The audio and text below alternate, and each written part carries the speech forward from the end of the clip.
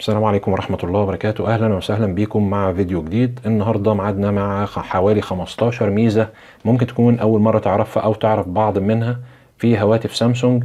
هتسهل عليك العمل بشكل كبير وهتسهل عليك استخدامك للموبايل. هنبدأ على طول بدون ما نضيع وقت، لكن قبل ما نبدأ الفيديو يا ريت لو عجبك الفيديو تشترك في القناة وتعمل لايك للفيديو.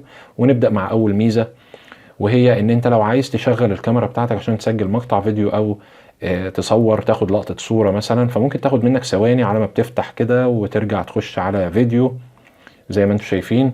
فاحنا هنعمل حاجة اسهل من كده. ان احنا هنعمل ازاي؟ هندوس على الكاميرا كده باستمرار وهنلاقي في ايقونتين اللي هم فيديو وصورة. هندوس عليها الفيديو باستمرار ونسحبها بره على الشاشة عشان نخلي فيه وصول سريع كده لتسجيل الفيديو، وكده بتدوس على طول وبتستخدم الكاميرا بتاعتك على طول. كذلك لو دوست باستمرار ودوست على الصورة باستمرار وسحبتها بره، يبقى انت عندك هنا هتفتح صورة يعني هتصور صورة، هتفتح الفيديو هتصور تسجيل فيديو. ودي كانت اول ميزة، ونخش على الميزة التانية. الموضوع ده كمان تقدر تطبقه مع اي تطبيق انت بتبقى تحتاج توصله بسرعة، زي مثلا تطبيق اليوتيوب مثلا. بتفتح كده وترجع تدخل على اليوتيوب، فبياخد منك الوقت ده. انت بتدوس عليه باستمرار وتدوس عليه كده وتسحب كلمة استكشاف مثلا كده وتوديها على الشاشة الرئيسية بره، فبتدوس عليها وتوصل على طول لليوتيوب عندك. اي تطبيق على الموبايل تقدر تعمل معاه الحكاية دي، فتخليك توصل بسرعة للتطبيق من غير ما تاخد اي وقت. الميزة اللي بعد كده يا جماعة، انك تقدر تحط على شاشة القفل دي رسالة معينة، وليكن اسمك او رقم تليفونك، اي حاجة تظهر على شاشة القفل دي، بحيث لو حد مثلا لقى التليفون بتاعك بتكون انت سايب له زي رسالة كده في حالة ان هو لقاه او كان ضايع او كده، رقم تليفون ليك او اي حاجة تخليك يقدر يوصلك. نعمل الكلام ده ازاي؟ ندخل على الاعدادات، ندخل على شاشة القفل كده، وبعدين معلومات حول جهة الاتصال. معلومات حول جهة الاتصال دي زي ما انت شايف، قم بإظهار معلومات مثل رقم هاتفك أو عنوان بريدك الإلكتروني على شاشة القفل حتى يمكن الاتصال بك في حالة فقد هاتفك. هو ده يعتبر الغرض الأساسي من الموضوع ده يا جماعة، لكن انت ممكن عادي تحطه كشكل، يعني انت تحب تعمل شكل مثلا معين، اسم معين، حاجة كده رمز ليك زي ما انت عايزه. لكن هو اساسا هو زي ما انت شايف كده التنويه بيقول ان انت بحيث لو حد لقاه يبقى ايه، يقدر يتصل بيك لو اتفقد الهاتف بتاعك. ودي كانت الميزة التانية اللي معانا. طيب الميزة اللي معانا دلوقتي برضو ميزة سريعة تخليك توصل بسرعة لحاجات برضو. يعني انت بتستخدم لقطة الشاشة مثلا، فاحنا عارفين ان احنا بندوس على زرار الباور مع خفض الصوت فبياخد لقطة الشاشة. طب احنا نوصل ازاي للقطة شاشة اسرع من كده؟ في طريقة ان انت تقدر تمرر ايدك كده على الشاشة على التليفون فياخد لقطة شاشة زي ما انتم شايفين كده. طب احنا بنفعل الموضوع ده ازاي؟ ممكن يكون مش متفعل عندك اصلا. بتدوس على اعدادات، وبعد كده بتنزل على الميزات المتقدمة، بعد كده الحركات والإيماءات زي ما انتم شايفين. تمام. بعد كده بننزل على السحب براحة اليد للالتقاط. مرر حافة يدك عبر الشاشة لأخذ لقطة شاشة. لازم تكون مفعل الخيار ده، لو مش متفعل مش هيشتغل معاك الموضوع ده. دي كانت الميزة اللي معانا دلوقتي. الميزة اللي بعد كده معانا يا جماعة في ازاي تقدر تطلع صورة من فيديو بالحجم الكبير، يعني بالحجم الكامل بتاع الصورة بتاع الفيديو وبجودة الفيديو نفسه، يعني الصورة نفسها تكون بالجودة بتاعة الفيديو. ازاي هنعمل الكلام دوت يا جماعة؟ ده فيديو مثلا زي ما انتم شايفين اهوت، انت بتبقى فاتح الفيديو زي ما احنا شايفين كده، هو شغال اهوت. تمام. في زرار تحت هنا اهوت، تحت كده اهوت قدامنا. الزرار ده لو دوست عليه كده بص بيعمل ايه يا شباب؟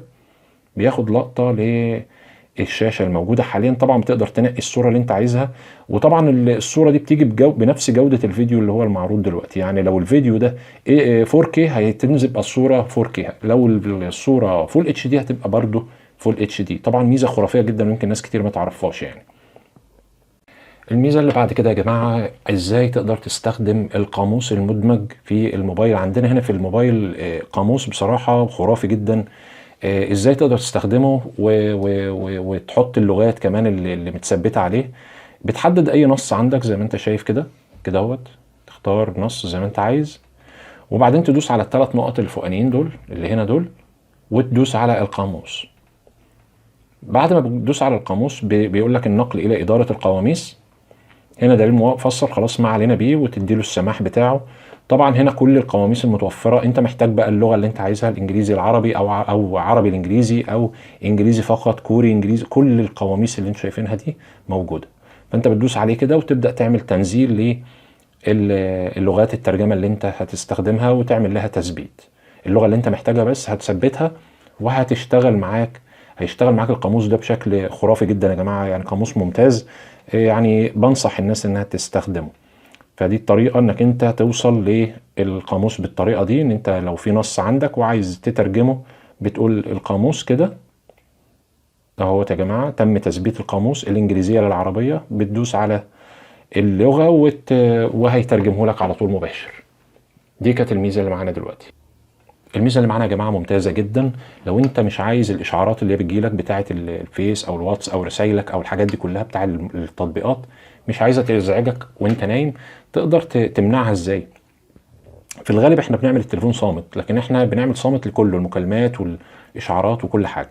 ففي اعداد عندنا جميل قوي، لو دوست على اعدادات كده ودوست على الاصوات والاهتزازات ونختار نختار ثانيه واحده. تمام يا شباب، احنا على الاصوات والاهتزازات زي ما قلنا بنختار كلمه عدم الازعاج دي، تمام، ونفعل عدم الازعاج.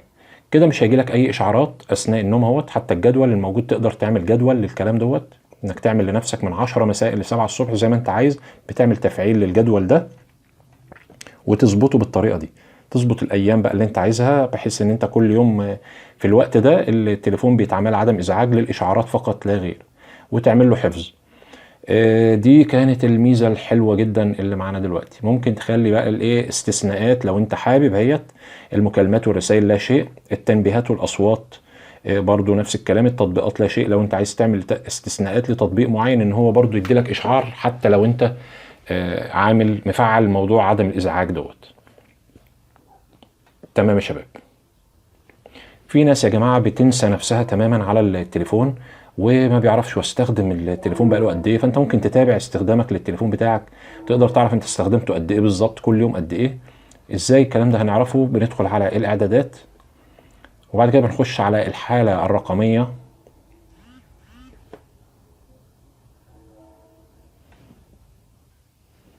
الحاله الرقميه وعناصر التحكم الابويه، بندوس عليها كده. تمام يا جماعه. بعد كده بتقدر تعرف استخدامك لجهازك تماما زي ما انتم شايفين كده. بيقول لك حسن عاداتك الرقميه تدريجيا، يعني انت تقدر تعرف انت استخدمت الواتساب بتاعك قد ايه، والتطبيق مسلمون مثلا كروم استخدمته قد ايه. في عندك برضو وقت استخدامك للشاشه. تمام، ثانيه واحده، الحاله الرقميه اهي. تمام، بعد كده بتدوس على ده، تقدر تعرف منه الاشعارات اللي انت تلقيتها كلها، وتقدر تعرف بيانات كامله عن الجهاز بتاعك واستخدامك له. حتى عمليات الغاء القفل تم استخدامها 24 مره لحد دلوقتي، يعني اقل من الامس بمقدار 39. يعني بصراحه جميل جدا الموضوع دوت، ان انت بتقدر تلاحظ انت استخدمت تطبيقاتك وبتستخدم تليفونك يعني بمده قد ايه يعني. الميزه اللي معانا دلوقتي يا جماعه للناس اللي بتحب الرياضه او بتحب المشي بوجه عام، سامسونج حط لنا تطبيق اللي هو اسمه سامسونج هيلث، اللي هو بيتابع خطواتك، وبتقدر لو عايز تمشي بتعد الخطوات اللي انت مشيتها، وبيعرفك انت عملت اديت قد ايه كل يوم. هنفتح سامسونج كده، بنلاقي التطبيق في قلب تطبيقات سامسونج اهي يا جماعه. لو فتحناه اسمه في النص اهو سامسونج هيلث، بندوس عليه كده. هو بيقول لك طبعا اشعار كده: امتلك صحتك من النظام الغذائي الى النوم والتمارين الرياضيه كل ما تحتاج اليه لتكون في افضل حال. دي لجماعه الرياضيين هينفعهم جدا. ونقدر نمشي يعني السير معا، نافس اصدقائك واكتشف من يستطيع الحصول على عدد اكبر. الموبايل نفسه بيعد لك الكلام ده. بتدوس على متابعه بالشكل اللي انتوا شايفينه. حاجات ممكن تكون ناس تحتاجها وفي ناس ممكن ما تحتاجهاش. يعني هو طبعا دي ترجع ليك انت انك انت تقدر تفعل الحاجات ديت، لكن هي بتدي لك تجربة استخدام لموبايل بشكل جميل جدا يعني. فبنعمل التالي. عايز اذونات طبعا الهاتف والنشاط الجسدي، يعني مطلوب لعد خطواتك، يعني كله طول ما انت ماسك التليفون وبتتحرك وبيعد خطواتك بتدي له سماح للاذونات اللي موجودة دي. خلاص يا جماعة كده بدأ يقول لك اهوت، يعني بيقول لك عامل لك 6000 خطوة. ابدأ المشي دلوقتي، هتدوس على ابدأ المشي دي. هو كده استعاد ابدأ المشي بالشكل دوت. خلاص هتبدأ نتحرك، كل ما تتحرك بالموبايل بتاعك هيبدأ يعد لك الخطوات بتاعتك. النشاط اليومي برضو بيدي لك اشعار التمرينات اللي هي دي مثلا لو اثناء الاستخدام. طبعا هو بيعمل لك يعني مسافة معينة انت بتمشيها. كذلك الطعام تقدر تضيف كل الحاجات اللي انت بتستخدمها كرياضي وعايز تتابعها عن طريق سامسونج هيلث ده. تطبيق حلو، بنصح الناس الرياضيين طبعا وكل الناس يعني هتستخدمه. الميزة اللي معانا دلوقتي يا جماعة يعني بالتالي الميزة الأخيرة، ازاي تقدر تحول صوتك لكلام. اللي هو الزرار اللي هو اللي بيبقى تحت هنا على اليمين ده زر إمكانية الوصول. ازاي ان احنا نفعل الزر ده اللي هو بيبقى موجود تحت هنا. لو دوست عليه بتفعله بالشكل اللي انت عايزه يعمله، لكن احنا التفعيل بتاعنا النهارده او الميزة بتاعتنا ان احنا نحول النص الكلام الصوت لكلام، يعني احنا لنص يعني. فاحنا هنجيب ازاي الزر ده، هو مفيش حاجه تحت اهيت. هندوس على الاعدادات وبعد كده هندوس على امكانيه الوصول دي. بعد كده الضبط المتقدم. بعد كده ندوس على زر امكانيه الوصول، هو هنا لا شيء، هندوس عليه كده ونختار بقى اللي احنا عايزينه. احنا بنتكلمنا النهارده عن اهو زي ما انتم شايفين هيبان بالشكل الشخص اللي واقف ده.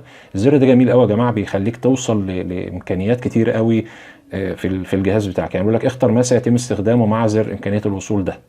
امكانيه الوصول اللي هو ده، او توك باك او تكبير او اطار مكبر زي ما انت عايز، هتختار اي واحد من ده هيتفعل معاه. احنا هنحتاج امكانيه الوصول دي. هو نزل معانا اهوت، لو دوسنا عليه هيجيب لنا امكانيه الوصول، لكن احنا محتاجين ان احنا نخصصه للكلام للنص يعني. تمام يا جماعه، احنا بنفتح زر امكانيه الوصول اهو زي ما قلنا اهوت. احنا كده مخصصينه على امكانيه الوصول انه يفتح لنا الصفحه دي. احنا هنخصصه على كلمه الكتابه المباشره. لو ضغطنا كده ولغينا دي هيتخصص بانه يبقى لما تدوس عليه بالشكل ده هيفتح كتابه اهوت، ونديله السماح بتاعه.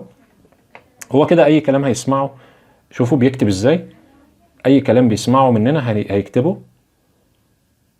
جميل قوي بصراحه يا جماعه. يعني لو انت اتكلمت باوضح من كده هيكتب افضل، يعني انت بتتكلم وانت هو بيكتب. ودي كانت الميزات الموجوده يا جماعه معانا النهارده. ان شاء الله نجيب لكم كل اي حاجه نلاقيها بعد كده لازم نعرضها عليكم ونخليكم تستفيدوا معانا بيها.